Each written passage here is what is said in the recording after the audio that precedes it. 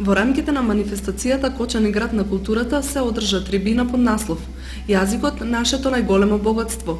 Предавачи на трибината беа професор доктор Гоце Цветановски, професор доктор Билјана Маленко и професор доктор Снежана Веновска-Антевска. За употребата на македонскиот литературен јазик во секојдневната работа и комуникација, еве што вели еден од предавачите на трибината. Ваквите трибини се многу полезни за сите.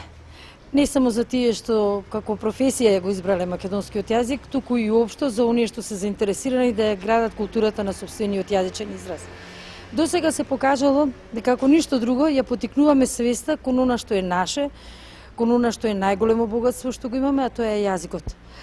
Неминовно тука се отвораат и некои други прашања, актуелни прашања, а тие се отвораат кога ќе се посетиме на она што го имаме како минато и она врз кое што можеме да се потпреме.